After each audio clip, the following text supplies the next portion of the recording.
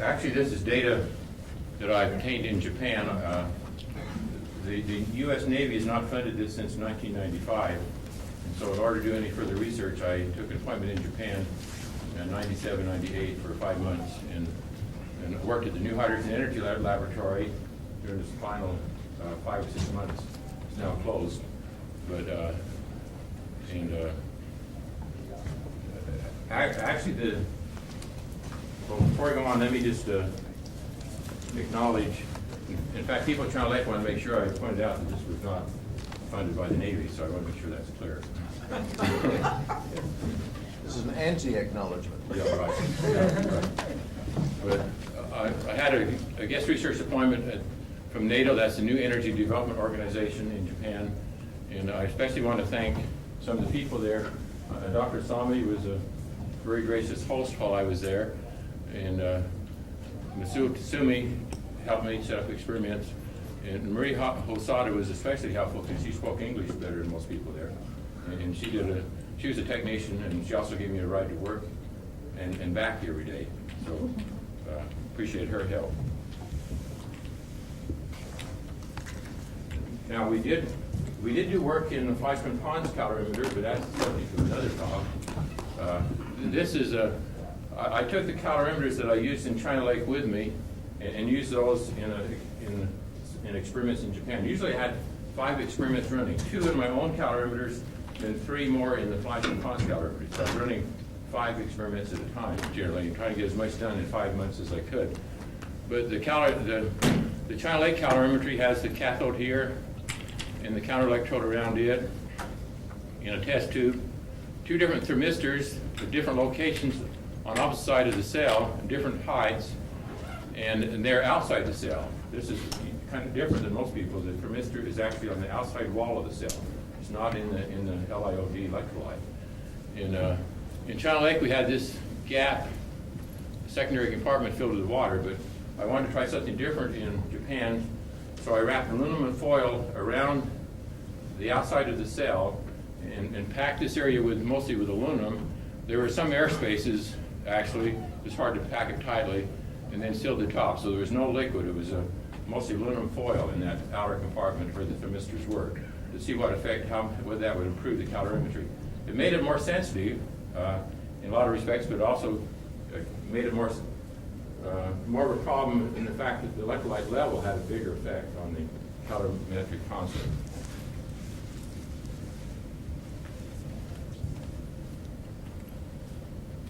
Now I took with me 2 palladium electrodes that I studied the last experiment I did at China Lake. One of these gave excess heat, the other did not. I wanted to see if I could get the same effect again in Japan, where one gives excess heat and one does not.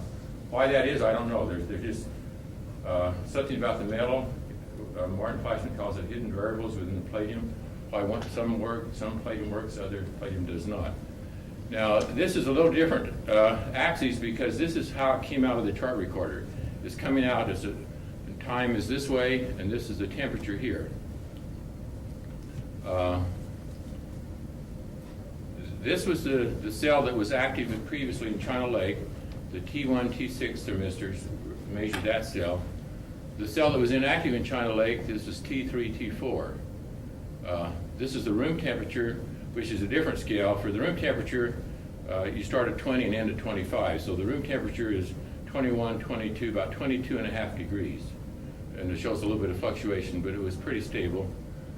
This is the bath temperature. Again, the scale is different. 21, and that'd be 22, so 21.50 is pretty close. You see the bath very stable through all that time period, the bath temperature. Within 1 or 200ths of a degree, it was quite stable. Right here, we increased the current from 250 to 300 milliamps. So you see the change in temperature in this cell A, we call this cell A, and a similar effect in cell B. And towards the end of this day, we added D2O. This shows what happens when you add D2O. It cools everything down, but then it starts to heat up rather quickly again. But the main thing I want to point out to you is cell A again showed normal behavior. That is, as you electrolyze, the LiOD gets more concentrated, so the power you're putting in decreases. Because the power you're putting in decreases, the cell temperature should also decrease. These two thermistors in cell A shows a continual decrease in temperature, very gradual. Note also every little blip is shown by both thermistors. They track each other very closely. Some people argue that you don't have good stirring, but stirring is not an issue because it's on the outside anyway. But in any little change that happens, both thermistors show it up. And what these changes are is the voltage sometimes fluctuates. You have a little step change in voltage, and then it shows up in the temperature right here, for example, right here. So, but both thermistors track exactly the same behavior. And they have it has a nice baseline sloping downward with the temperature decreasing. But in the cell that was active in China Lake was also strange in Japan, where the temperature should be decreasing. If you put a straight edge against here, you see the temperature is going up. It's not going down. For a number of hours there, the temperature is going up rather than going down. Eventually, later on, it does start down, but how do you explain the temperature increasing when the electrochemical power you're putting in is decreasing? This is normal and this is abnormal. So this shows excess heat, and from the calibrations and so on, I figured maybe a 45 milliwatts would account for this excess heat that's here. Now to really explain this better in mathematical terms, which is also harder to understand, you can go through the equations. The basic calorimetric equation accounts for the electrochemical power you put in, the excess power, if any. This is heat loss out the top, if any, but we insulated it quite well, so we could leave that out. This is the calorimetric constant. This is the difference in temperature inside the cell and the bath, the temperature gradient there. And this is the power lost through the gas coming off, and this is the power due to changes in the calorimeter itself. And under steady state conditions, where everything is stabilized again after you change something like the current or adding D2O, then this term is generally much greater than these two terms here, and that will simplify your equation. These terms are rather complicated, actually, and there's some long equations, and Martin Fleischmann really developed these equations first, accounting for these terms. But if you can find conditions where you can neglect the power lost through the gas and the power change in the calorimeter, you have a much simpler expression here, which just involves the electrochemical power and the excess power and the calorimetric constant and the temperature gradient, change in temperature. The cell constant, however, changes with time, and more than normal because of the change I made using aluminum foil rather than water in that secondary compartment. But we studied that and found out that it's a relationship with time, and it's mainly due to the fact the volume is changing. In fact, you can show it's really due to the volume changing, the fact that this is changing. The volume level in the cell is going down with time. And you can take the derivative of this equation under steady state conditions, and you get this equation with the change of electrical chemical power with time, the change of excess power with time.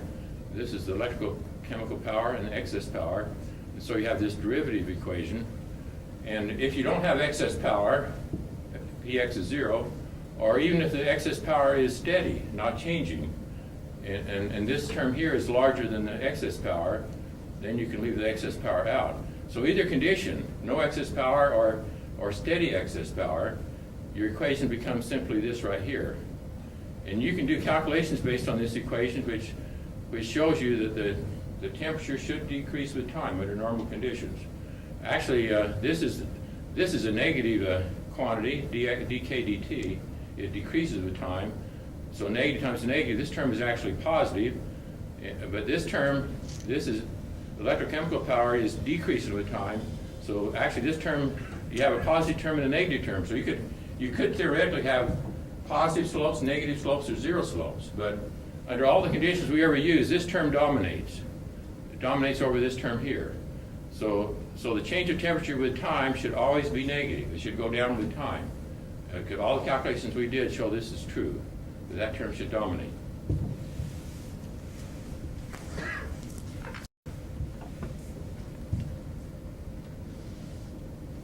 Just quickly, this shows how we calibrated the cell. We found how the cell constant varies with volume. And the volume, of course, changes with time under constant current. And this shows what the cell constant would be when the cell is exactly full. Our cell is rather small compared to the Fleischmann pond cell, only 18 cc's to fill it up, top it up to the top. And when it's topped up, this would be the cell constants. But roughly about 0.05 watts per degree would be, if you want a rough answer to the cell constant. This is a little bit higher here, actually. The main limit of making precise measurements in our calorimeter is we don't know the volume exactly. We measure it with a syringe. I can't look into my cell. I just calibrate a syringe, and I know when I draw back on the syringe if it's the right level. I won't draw any liquid up. If it's too full, I'll draw some liquid up, and so on. So I could keep a pretty good idea of where the liquid level was with the use of a syringe, but I couldn't do it more accurately than 0.5 centimeters. But that introduces an error. I don't know this accurate enough to measure power more accurately in plus or minus 20 milliwatts. But whenever I change something, I can see changes in power. I can easily see a plus or minus 5 milliwatt change. So the calorimeter is much more sensitive to measure changes rather than the absolute power. And that's what we see when we see a change in temperature. We're seeing a change in the power that takes place. We had quite a few episodes. I'm not going to show them all. There are about 7 different episodes of where the cell temperature went up when it should have been going down. The cell run as a control always went down in temperature. This shows us a gradually decreasing temperature. This is a cell that gave no excess heat in China Lake and none in Japan. Very normal behavior. Every little blip that you see by 1 thermistor shows up with a 2nd thermistor. So you can't argue that the 1 thermistor is different than another. They're a little bit different in temperatures, and this is even more different in temperatures because it's outside the cell. You have a temperature gradient going from the cell surface to the water bath. So 1 thermistor may not be positioned exactly the same distance from the cell. I tried to make them pretty close, but a small difference in position can make 1 thermistor read a little different than the other. But that doesn't matter because we calibrate it in that position. So the fact that this one temperature reads a little bit higher than another doesn't matter. What is interesting, though, is every little blip by 1 thermistor shows up on the 2nd thermistor. And the main thing that's interesting about this, rather than steadily decreasing temperature as predicted theoretically, the temperature will go through a period of increasing sometimes. Here we see, rather than a negative slope here, this is actually about 0 slope, but you have a positive slope. And the temperature keeps going up for a while. And maybe the excess power becomes steady, and then it acts like, then the equation will be followed where we calculate a decrease in temperature effect, as we see later on here. But if this were normal behavior, this temperature should have been going down all this time. And so there's quite a big difference in temperature, what we would have expected. And so you can calculate based on the cell constant or whatever, in this case about 90 milliwatts of excess power than we can account for is appearing that caused this temperature to increase.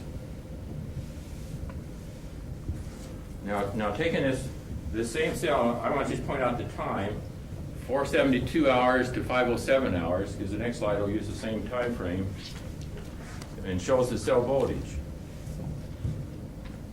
This is the same time frame in terms, the same experimental time, except now I'm showing the cell voltage with time. This is the cell that showed the abnormal increase in temperature. But if anything, its voltage is decreasing faster with time. So the power is actually going down faster. We should have had a more negative slope, if anything, from cell A than we got from cell B. They're both decreasing with time, but if anything, this is going down faster, which would lead to a more negative slope, not a positive slope at all. So this is quite abnormal that we saw a temperature increase where the voltage is going down like we show here. And you can calculate what the slope should be of the temperature change versus time for the first example and the second example. This is from a paper I'm trying to get published in Journal of Analytical Chemistry. In fact, the 2 referee reports this favor publication with some changes, so I hope this will be published. But this is the first episode that I showed you. This is the second episode. And this is what we calculate theoretically from how the power we're applying changes with time. Cell A, which where we see the strange effects, but we predict theoretically it should have had a decreasing temperature with time that's even larger than cell B, which showed no such effect. The second episode I showed you is over here, that for for various times that I picked here, and almost you get similar results almost anywhere. I picked one at the beginning, one at the end, and one at the maximum of the excess power, just to show up before the excess power, after the excess power, and at the maximum. But if anything, the theory says the temperature should have been decreasing faster in cell A than it was in cell B. But we see the opposite effect. Cell A, the temperature went up, not down, and it should have been going down the whole time. And cell B, the temperature went down throughout the entire experiment, which went on for several months. After you added D2O, the temperature would always start to decrease again. This shows a third episode, which I thought was interesting because by now the temperature of cell A was getting rather warmer than cell B, so I have to use two temperature scales, set the thermistor scale differently for cell A than cell B, and it turned out that actually cell A, one of the thermistor lines was tracking exactly with cell B. This is cell B, T3, T4, but T1 was tracking this exactly. This is the room temperature again. This is just the room temperature during that time period. But this is the thermistor in cell A, which is tracking exactly at the same slope as in cell B, and this is the other thermistor in that cell. But then suddenly it starts to depart from that line. Of course, it's 10 degrees hotter to start with, but it changes the slope. Rather than following the same slope that it was, it starts to go up rather than down, which there's no reason theoretically to expect that without assuming excess power. So it goes up for a number of hours, and even after it reaches a peak here, it still stays hotter than you would expect. You would expect normal behavior, this to keep decreasing all the way through, like it was right here.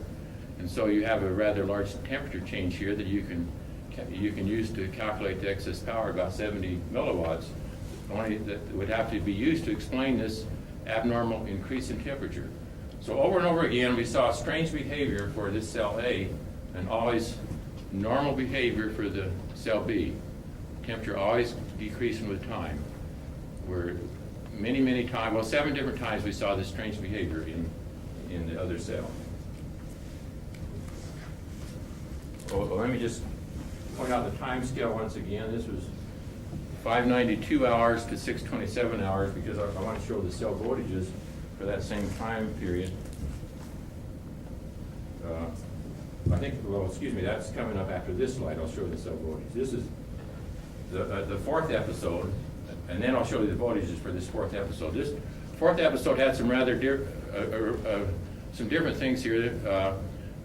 At this point here, I wanted to do a calibration by increasing the current. This is not as good as a heater in the cell, but it'll serve the purpose to some degree. I increased the current from 300 to 320 milliamps, and of course that causes an increase in the temperature.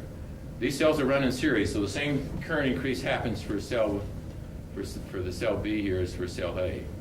And this is so you see they both jump up in temperature and tend to level off.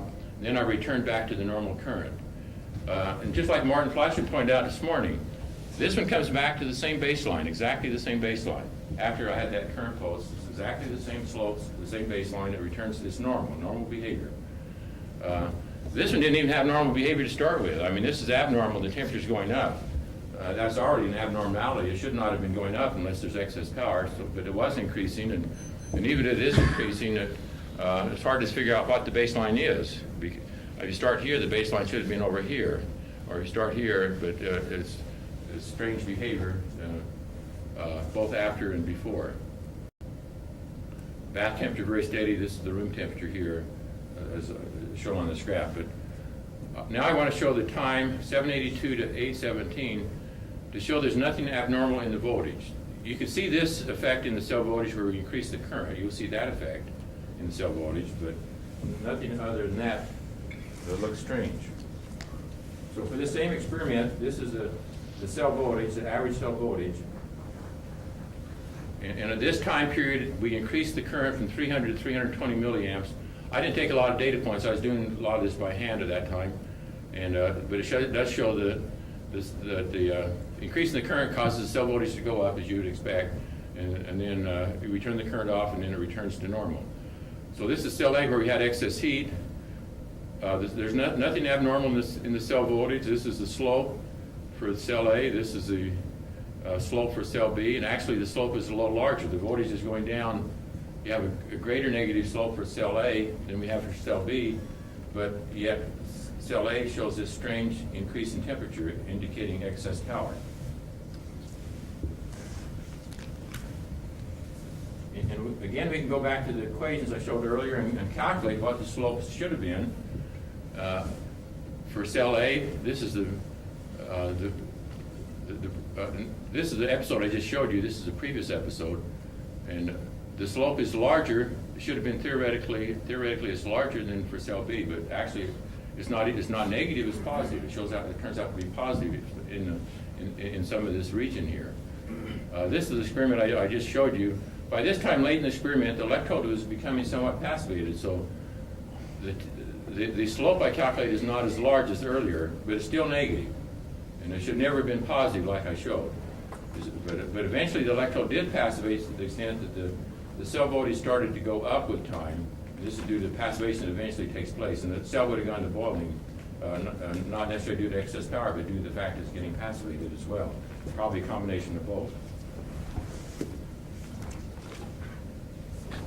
So we have this excess power, and how do we explain it? The only way I can account for it mathematically is to put in that excess power term. And so, and that will explain the behavior. But what's the result of this? What causes this behavior? You can assume maybe it's the chemical reaction of the electrolysis gases. This is what most of the critics would say. But excess power of 50 milliwatts would result in 11% reduction of the Faraday efficiency. And we kept exact track of how much D2O we added, and the D2O consumption over this experiment obeys Faraday's law to within plus or minus 1%. So I can't account for a big deviation from Faraday's law by the amount of D2O that was electrolyzed, so that doesn't seem to fit. Some people think, well, maybe you put reduce lithium metal into the palladium and form an alloy of lithium metal, and then maybe later the lithium reacts with the heavy water and releases excess heat. But if you had lithium to this extent, 1 atom per every 10 atoms of palladium, for example, this would only, the electrodes are rather small, and this could sustain 50 milliwatts for only 12 minutes. So that wouldn't account for these hours of excess power, even if that happened. And if you think about it thermodynamically, whether your initial state and final state, whether it goes through lithium metal as intermediate, in thermodynamics it doesn't matter what the mechanism is. Even if you went through lithium as intermediate, your initial and final states are the same. Whether it goes through lithium and then lithium reacts with water and generates gases, it would still be the same in thermodynamics in the end. Same initial and final state. So anyway, that wouldn't explain it. Maybe there's some unknown chemical storage mechanism. This is the energy storage mechanism, but maybe there's some other one we don't know about. But if you're storing energy, you should see a decrease in the cell temperature. And we kept track of this. Temperature was continuously recorded from start to finish, and we never saw any unusual decrease in cell temperature that needed to be explained. And if you're storing energy, you would expect that to show up. The cell temperature would be going down, or would be different while you're storing energy. So the only thing that really explains this, in my opinion, is what I call the Fleischmann-Pons effect, or you want to call it cold fusion or whatever. But I like the Fleischmann-Pons effect, and nuclear processes take place. And of course, I think it's fusion to form helium-4 because, as you heard this morning, that's what we found in experiments at China Lake. Now, I could stop right here, and maybe I should, but I want to point out one thing that happened that still kind of baffles me during this period of excess heat in Japan, and I don't have a good explanation for it. But at the same time that I was getting excess heat, one of the thermistors, just one in this cell, this is the cell that was producing excess heat, one thermistor would show some jumps. I would come in and I'd see these stray dots way out of line with anything else appearing on the chart paper. And so I recorded this by hand and say, sure enough, every once in a while the temperature would jump up for that one thermistor. Only this one thermistor right here would I see that. I see these strange jumps in cell temperature. But it couldn't be real temperature increase because it fell back very rapidly, because a point would be measured every 18 seconds. So you can't have the temperature jump up and then go back to normal in 18 seconds. So it can't be a real temperature change, but thermistors are metal oxide, so maybe something is affecting the resistance or whatever of the thermistor, the metal oxide. And in my opinion, maybe it could be some type of electromagnetic radiation, maybe weak X-rays or something. And so when I got back to China Lake, I put some thermistors near radioactive sources, and sure enough, I would see some unusual increases when they were near radioactive sources. And so maybe that could be the cause of it. Are these germanium thermistors? I think they're transition metal oxides. I have it written down somewhere, but I don't know exactly what the composition was. And I'm not sure the composition I have in China Lake is the same as I use in Japan, but the thermistors I have in China Lake have also shown some jumps like this. But why would only one thermistor show this effect? The other thermistor never showed any strange behavior. It was in the same cell, but it was in a different position. So when I took the cell apart, I was very careful to note where the positions were, just to make sure. And the thermistor that showed the strange jumps, it was this one right here, and the platinum coil was around it. There was direct pathways between the coils to go from the cathode to the thermistor in that case. This other one was higher up, and when I looked at it, to go from the cathode to that thermistor, there's no way it could get through without hitting the platinum wire, the coil. There was no direct path without hitting the platinum wire. In one case there was, the other case there was not. So I have not included this in the paper because it only invites a lot of problems, but I think it's a very interesting effect. And that thermistor, when I told the person, Mr. Sumi in Japan about it, he got really excited. He said, well, he thought it was a loose connection. So he played around with everything he could think of except tearing my cell apart, which I didn't want him to do. And he tried to correct everything he could find, but this effect continued. And later on in this experiment, the effect disappeared. I never saw this again. In the next experiment, I used this cell for control, and I never saw the effect in that cell. So it never showed up again. And so whatever it was, it came, and then it went, and we never saw it again.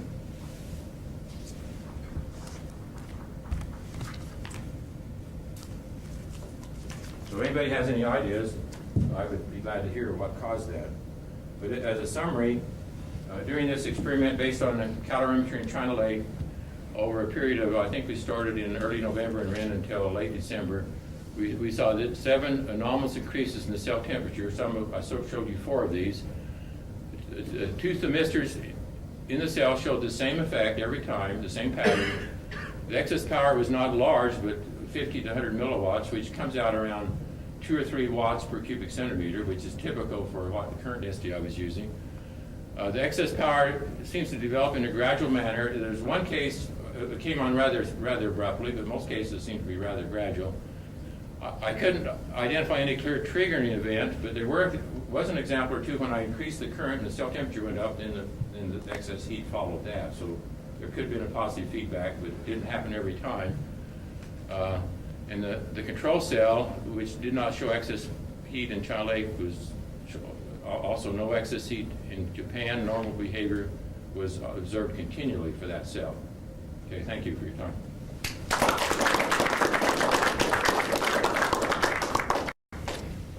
Mel, do we have any discussion on Mel's? When you say cell A, I think I heard you say that it gave excess heat events in China Lake as well as in Japan. Does this mean that it was the same piece of palladium? Yeah, the same piece of palladium. The cell was never really disassembled from the last experiment at China Lake, so I just took the cells. I drained out the heavy water, but when I got to Japan, I cleaned the cell, I repolished the electrode. I used both cells exactly the same counter electrode, everything the same as in China Lake, except I cleaned everything up and repolished the electrode. That was the only difference. This is a stupid question, but the voltage goes down under normal operations with time because the conductivity going up in the electrolyte? Yeah, you're electrolyzing the D2O, so the D2O level is going down, but the amount of LiOD is staying the same, so the concentration is going up. Because the concentration is going up, the voltage is going down. The only thing that would affect that, if your electrode starts to passivate, then that could change it. It starts to passivate. Did you calculate your excess power ratio at all? I would think with the voltage going down, your power input would be going down rather dramatically with excess power coming out. And the input power to output power ratios. You mean the percent of excess heat? Yeah. And so on? Did you, just out of curiosity, remember? Well, I think a rough figure would be the power in would be about 2 watts, and the largest excess power out would be 1/10 of a watt. So percentage-wise, it's not a large effect. So it is, but it was measurable because I could easily detect anything, any changes of plus or minus 5 milliwatts. I could easily detect that because that would produce a temperature change of about 1/10 of a degree, and I could measure to 100th of a degree. So I could detect a 5 milliwatt change. Can you put the equation sheet back up? Okay.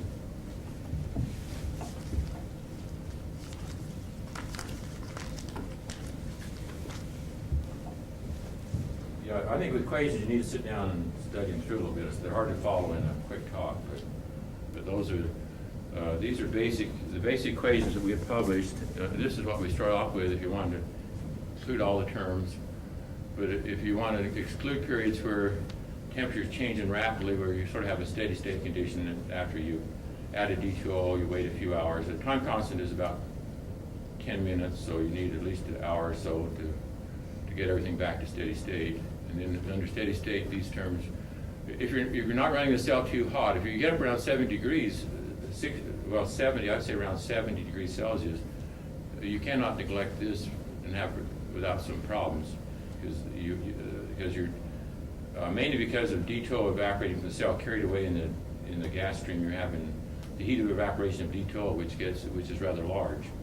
But if you stay around where I ran, usually 50 to 60 degree range, then you can neglect these two terms under steady state conditions, which makes the equation a lot easier to work with. And then you can go ahead and take the derivatives at that point. But without an excess power term in here, if you don't have any excess power, you cannot explain the abnormal increase in temperature and under any conditions. The only way you can explain it is by the excess power is increasing with time. The excess power is changing, and that will explain the effect of the excess power term in there. I think everybody would have to agree with that. Now, they may argue what the source of the excess power is, but I think they'd have to agree that there has to be an excess power term in there to explain this. Did any of your excess power events persist through the addition of D2O, or does the addition of D2O always quench the effect? It seemed to me, the best I could tell, it usually quenched the effect. And that's kind of disappointing because you like to build on the effect. But I'd like to ask Martin, you talk about positive feedback, but there must also be negative feedback. There's always negative feedback. Right, yeah, right. And the positive feedback is superimposed on negative feedback. Right, yeah. And this means that the effects of the positive feedback are really quite large. Right, yeah. I think lots of people have seen this. You know, I showed the Howell had saw it and didn't acknowledge it. We had seen it. You have seen it. I think many people who've studied this type of calorimetry will have seen these effects. Who are honest about it. When you added the D2O, how did the temperature of that added D2O compare with the temperature of the cell? We always added at room temperature, so it was around 22 degrees Celsius, and the cell temperature was probably around 55, say. That would have been, it might have been enough to quench it because. And my volume is only 18 cc's to start with, and I usually added about 5 cc's when I did that. I maybe run for 2 days, so that's a pretty big effect on the temperature. In fact, I think one of the first view graphs, if I can find it, showed you the typical effect on the temperature. Yeah, while you're looking for that, in fact, in chemical engineering, cold shot working and hot shot working is well known. Right. And it's about time that this was introduced into this research. Right. You could get some quite spectacular effects if you did that. Right. That may be the whole effect, that temperature effect. See, this temperature was about 56, 57 degrees. Add a D2O, and the first readings we get here are down to about 44. So you're talking about a 13, 14 degree drop in temperature, sudden drop in temperature by adding the D2O to the cell. A little bit less for this cell. Actually, it was went off scale. This one, so we can't really say so well for the cell B. I'll make a comment there. You can, if you do a blank experiment, you can analyze that perfectly. If you work with a D2O cell generating excess heat, you get the most complicated effects there. They're very hard, difficult to understand. I remember when we were working with Ben's cells, in fact, we saw the same effect, that the addition of D2O would seem to quench the effect, so we set up a injection pump to inject very small quantities of D2O on a regular basis, and it eliminates the quenching that you get of large additions, and it makes the calorimetry in this sense much more difficult to do. But did seem to avert that problem. Where? That wouldn't be inconsistent, of course, with the explanation as the temperature effect, if you're injecting small quantities. Yeah, it seems to be a little bit more than that, though. It's not. Well, I'm just saying it isn't inconsistent with it. Yeah. Another thing we've done sometimes, you can heat the D2O to about the cell temperature, then inject it at the same as the cell temperature. That's another way to get around that quenching effect, but it's a lot more work. Okay, we should move to the next